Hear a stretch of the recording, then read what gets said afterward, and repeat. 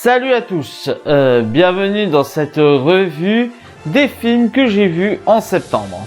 Alors avant de commencer la revue, j'ai quelques petites annonces à faire au sujet de la chaîne. Actuellement je travaille sur un gros projet de vidéo. Alors gros projet, j'ai pas trop envie de vous vendre du rêve non plus. Disons que ce sera une vidéo très longue, je soupçonne même que ça va faire plusieurs vidéos parce que déjà le script est une vingtaine de pages et je l'ai pas encore fini. Le dernier script qui m'a pris autant de place, c'était la script sur Polanski, et encore Polanski, il y avait plein de passages où c'était écrit très gros. Donc actuellement je travaille sur ce sujet, il me reste 6 films à voir, sachant que j'écris au fur et à mesure que je regarde les films. Ceux qui me suivent sur Twitter savent de quel film je parle. Pour les autres, je donne un indice, Pixar. Voilà. Ça, c'est le gros projet sur lequel actuellement je travaille. J'espère avoir fini le visionnage des films d'ici la semaine prochaine, au moment où je tourne cette vidéo, sachant que je tourne le 4 octobre. Et évidemment, j'ai tous mes autres projets aux alentours, donc des projets d'écriture.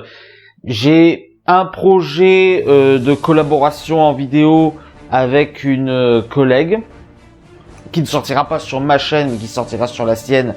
Je vous enverrai le lien de la vidéo au moment voulu. Voilà. Et pour le reste, je suis toujours en train de travailler.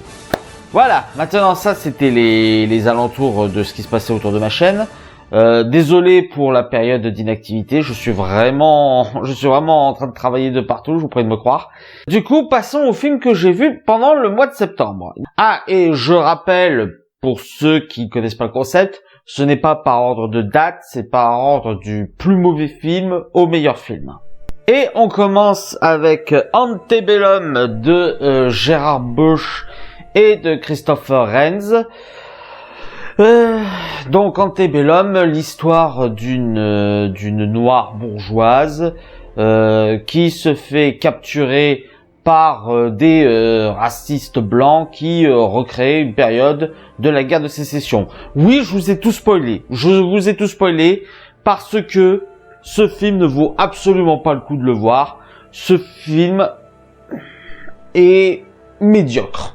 Déjà, il est médiocre par une chose, c'est que c'est un film qui se prétend antiraciste, mais qui est lui-même raciste envers les Blancs. Et c'est pas une paranoïa, non, ce film est clairement raciste envers les Blancs. J'en veux pour propre de la mise en scène. Il faut savoir que pendant tout le long du film, le film ne va montrer que des personnages blancs racistes. C'est-à-dire que tout le monde va mal parler à l'héroïne, tout le monde va la mépriser. Tous les blancs, je précise, tous les blancs. La seule blanche qui est présente à l'écran, qui n'est pas raciste, c'est une personne qui dit « Ah mais moi j'ai bénéficié d'un privilège ». C'est clairement dit comme ça. Les acteurs jouent hyper mal. L'antagoniste principal du film, on l'a fait jouer comme une psychopathe. Tout ça pour accentuer le fait que c'est une méchante, oh là là. L'héroïne est une Mary Sue qui n'a absolument aucun défaut, qui a une vie de rêve, qui est une bourgeoise qui se bat pour toutes les inégalités sociales. Sachant qu'on parle d'inégalités sociales, mais le film ne montre aucun prolétaire.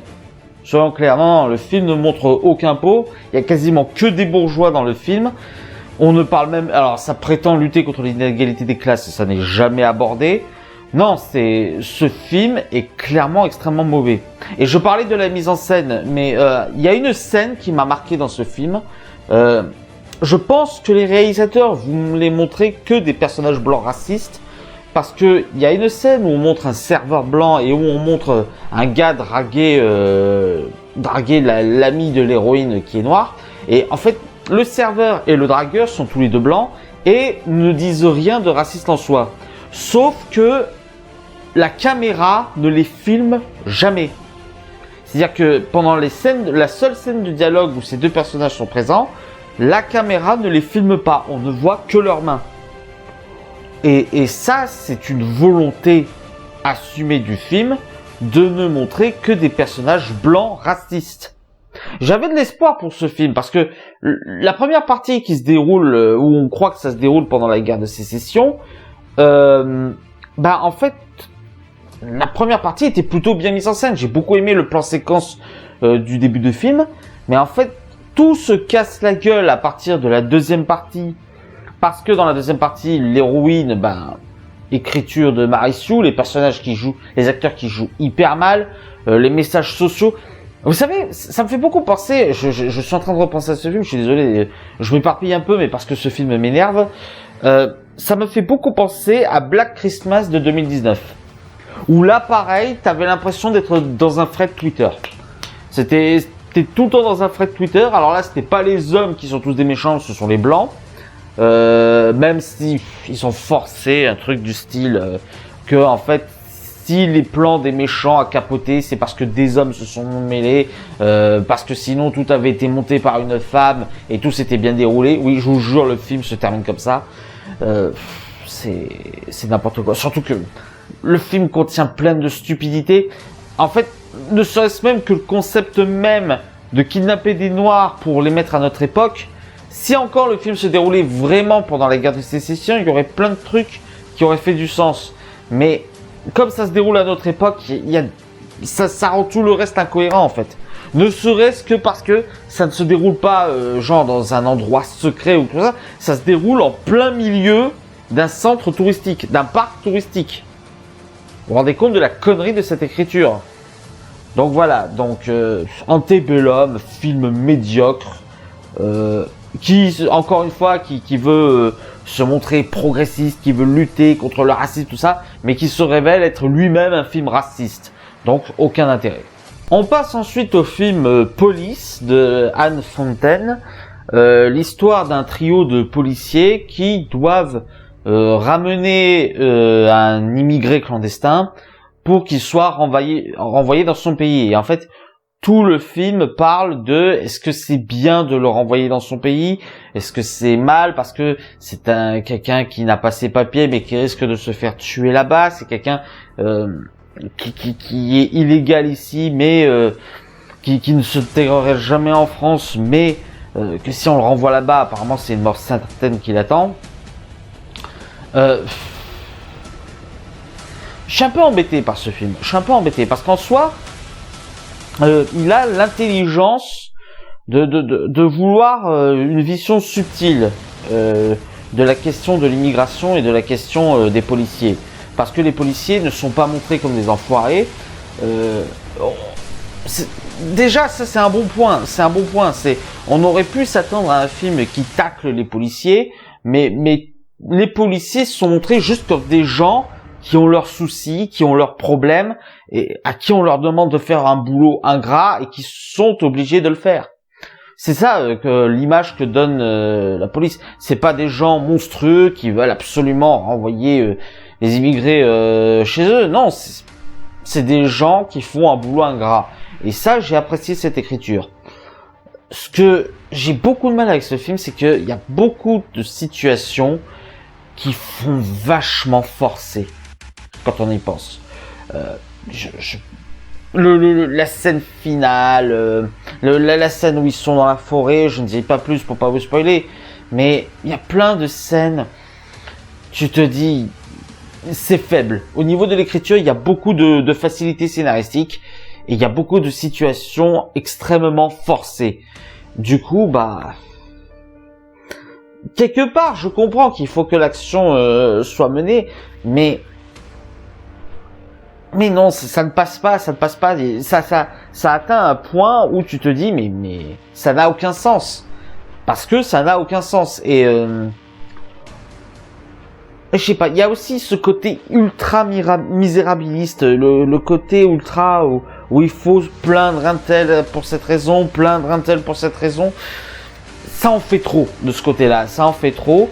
Du coup, c'est pas vraiment un film mauvais, c'est un film qui a tenté une écriture subtile, un point de vue plutôt intéressant, mais qui a mal maîtrisé certains aspects de son histoire qui font que toute la subtilité de l'écriture du film est gâchée par ses facilités scénaristiques. Et notre prochain film, c'est J'irai mourir dans les Carpates de Antoine de Maximi. Antoine de Maximi qui interprète son propre rôle, qui reprend son émission J'irai dormir chez vous. Et donc, il incarne son propre rôle, il disparaît dans les Carpates, et c'est sa monteuse, je crois que c'est Alice Paul qui interprète sa monteuse, je suis pas sûr, qui est accompagnée de Max Boublil, qui vont enquêter sur la disparition de Antoine de Maximi dans les Carpates. C'est pas mauvais en soi, mais c'est décevant parce qu'il m'a promis plus. C'est ça le gros problème. En soi, le film est pas si mauvais que ça, il y a pas mal de rebondissements. On est un petit peu dans une enquête avec des films fan footage. Ça aussi, l'aspect fan footage est assez mal maîtrisé parce que le fan footage n'est pas censé être monté, mais on entend des musiques, on entend différents points de vue, il y a du montage, alors que c'est pas censé être monté au moment où la scène se passe. C'est dur, en fait, pour vous expliquer, le film n'est pas totalement en fan footage. Il y a d'abord les parties avec Antoine de Maximi qui sont en fan footage, et les parties de film qui sont en prise de vue classique. Et la partie fan footage, elle a eu beaucoup de mal à se maîtriser, et ce qui m'a surtout déçu en fait dans ce film, c'est que dans les bandes annonces, dans le côté marketing du film, on nous avait promis quelque chose d'assez gros, quelque chose qui pouvait tourner autour du fantastique, et au final, en fait, c'est beaucoup plus terre à terre que ça, c'est beaucoup plus con en fait que ça, c'est beaucoup plus simpliste, et du coup, on sent quand même une pointe de déception. Il y avait quand même une histoire qui pouvait être racontée, et j'ai l'impression que ils n'ont pas voulu aller jusqu'au bout de cette histoire. Et je trouve ça vraiment dommage. Et c'est pour ça que je peux pas dire que j'ai détesté le film. J'ai pas passé un mauvais moment devant le film, mais il m'a tellement promis, parce que le film continue de te promettre du fantastique. Il m'a tellement promis sur le moment, que quand tu vois la résolution finale qui se fait à la va-vite en plus, c'est bof quoi. Tu te dis, ils auraient pu mieux faire. Ils avaient de quoi mieux faire quoi. Mais après, si on va voir ce film sans aucune attente, ça peut passer. On enchaîne avec Mon cousin de Yann Kounen. Donc l'histoire d'un riche entrepreneur dont la boîte dépend de l'avenir de son cousin et de la signature de contrat, mais son cousin est un malade mental. C'est avec Vincent Lindon et François Damien, et du coup il y a des péripéties liées au cousin. En soi,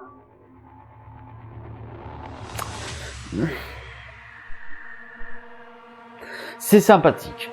C'est sympathique. Là, pour le coup, ça se laisse regarder. C'est plutôt frais. Il y a un côté cartoonesque qui est assez intéressant, je trouve, aussi bien pour le personnage de François Damien que pour le personnage de Vincent Lindon. Il y a ce côté un petit peu cartoonesque qui est bien. Ce côté un petit peu où on fait des scènes ultra exagérées avec des moments ultra où tu te dis qu'est-ce qui se passe, où ça part dans l'absurde au possible, mais c'est de l'absurde assez bien maîtrisé, je trouve.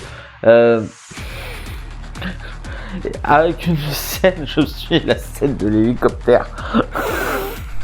Il y a des scènes drôles dans ce film, on va pas le dire. Il y a plein de scènes, c'est amusant, c'est parfois un peu pas trashouillon, un petit peu osé, mais pas un truc qui va trop loin. Non, voilà. Mais je peux pas dire que j'ai passé un mauvais moment devant ce film. J'ai passé plutôt un moment sympathique. C'était très sympathique. Malheureusement, c'est bourré de problèmes d'écriture, notamment sur la fin. La fin du film est une succession de facilités scénaristiques qui font que même la partie émotionnelle de la chose, même la partie émotion du film, ça ne prend pas. En plus, le film, c'est un peu lourdé d'histoires inutiles. Je pense notamment à La fille de Vincent Lindon, qui est une histoire traitée à la va-vite, qui n'apporte rien, qui rajoute des scènes. J'ai plus l'impression d'avoir vu du remplissage à ce moment-là qu'autre chose. Pareil, en fait, les enfants de Vincent Lindon, la famille de Vincent Lindon, globalement, c'est une partie de l'histoire qui est très mal traitée. Après, pour le reste, c'est ça, toute la partie histoire n'est pas bien traitée. Ils ont voulu s'accentuer sur un côté cartoonesque, sur un côté, on va faire des scènes drôles, et les scènes sont drôles. J'ai pas de souci avec ça. Toute la séquence de l'avion est très marrante, j'ai trouvé. Après, l'histoire ne tient pas. Tout le problème est là, c'est que l'histoire ne tient pas, et c'est ce qui fait que toutes les parties émotionnelles, toutes les parties où tu dois t'attacher au personnage, bah ça ne marche pas.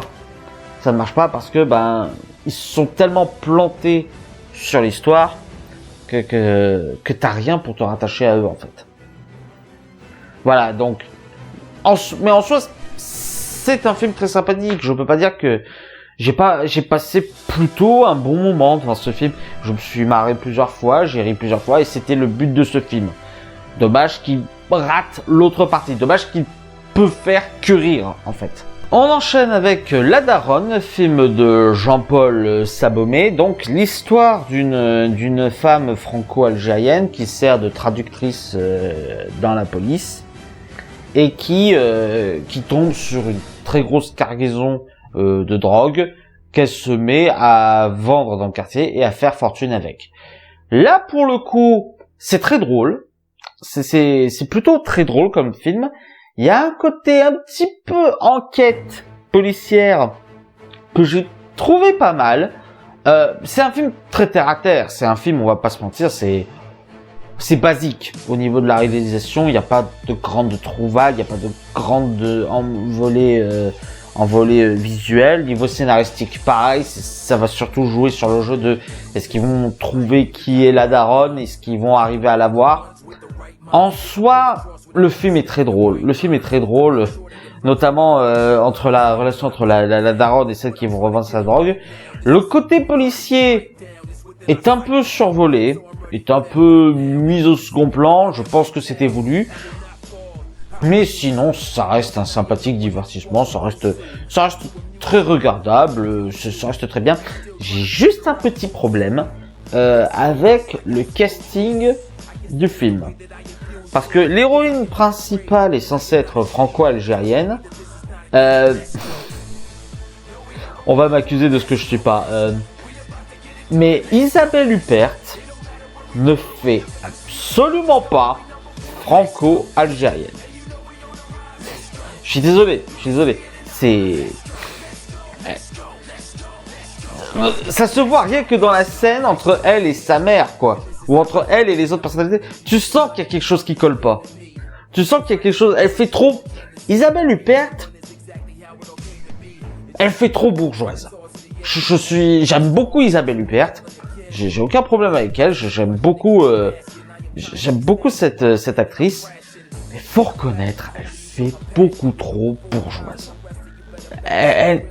Ça ne marche pas. Du coup, toutes les scènes de banlieue, toutes les scènes où on est censé comprendre qu'elle est pauvre, ça ne marche pas. Ça ne marche pas. Elle n'arrive pas. J'arrive pas à la sentir pauvre, quoi. C'est vraiment un problème. C'est pas du tout qu'elle est mauvaise actrice. Pas du tout. Isabelle Huppert, c'est génial comme actrice. Mais elles se font mal dans le décor. Je pense que c'est plus un problème de casting qu'un problème de jeu d'acteur. C'est ça qui m'a bloqué un peu pendant tout le film. Mais à part ça, ça reste un très sympathique divertissement. Et on termine avec 30 jours max, un film de Tarek Boudali, avec Philippe Lachaud, l'habituelle bande à Fifi, quoi, qui normalement est censé sortir le 14 octobre en France, mais que j'ai vu en avant-première. J'ai rencontré comment il s'appelle, Julien Arrouti, ainsi que Tarek Boudali durant cette conférence. Je vais être tout à fait honnête, autant Tarek Boudali est super sympa, autant Julien Arrouti m'a pas laissé une bonne impression. Voilà. Autant Tarek Boudali, il a l'air super cool comme mec, mais Julien Arrouti m'a un peu, on va, je dis pas plus. Donc 30 jours max, donc l'histoire d'un policier à qui on a dit qu'il lui restait 30 jours max à vivre et qui du coup va profiter de ces 30 jours max pour devenir un héros comme l'était son père avant lui. Pas héros dans le sens super-héros, hein, héros dans le sens son père était policier, c'était un super policier et il veut profiter de ces 30 jours pour devenir un super policier à son tour. C'était drôle, c'était bien, c'était plutôt, je me suis plutôt marré plusieurs fois. Je suis plutôt fan de l'humour enfin fan, c'est un peu exagéré. J'aime bien l'humour de la bande à Fifi.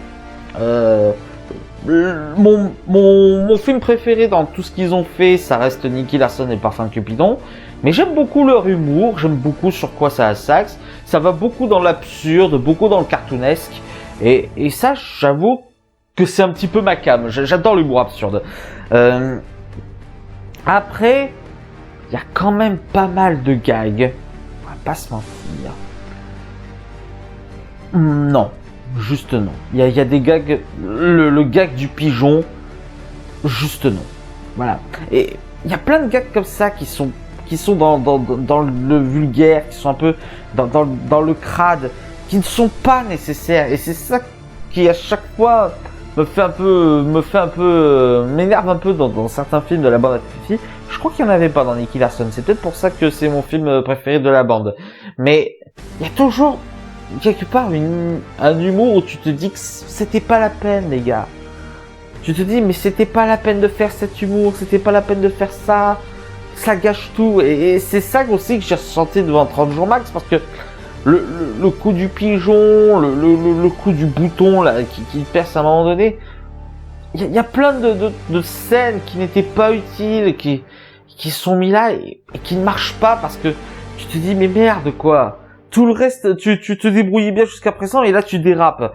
Voilà, le film a plusieurs fois des dérapages où tu te dis mais non, arrêtez un peu. Mais sinon, à part ça, il est bien. À part ça, il y a beaucoup de scènes qui sont drôles. Le film en soi est très plaisant à regarder. Les scènes d'action sont plutôt bonnes. Ce film propose quand même du grand spectacle assez bon à voir, quoi. J'ai beaucoup aimé 30 jours max. Il y a quelques points qui m'ont fait un peu crisper, mais à part ça, je me suis plutôt bien marré. Je vous le recommande de le voir à la sortie. Voilà, c'était la revue des films du mois de septembre. J'espère que ça vous aura plu. N'hésitez pas à mettre un pouce vert si c'est le cas et à partager sur les réseaux sociaux. D'ici là, on va se retrouver pour la vidéo, j'espère pour la vidéo que je prépare. Il me reste 6 films à visionner avant de pouvoir lancer le tournage. Je pense, j'espère la sortir avant la fin de l'année. Voilà, je me dis, avant la fin de l'année, normalement, elle devrait être sortie. Du moins une partie, parce que je pense que je vais en faire plusieurs parties. Voilà, bref, salut à tous, ciao.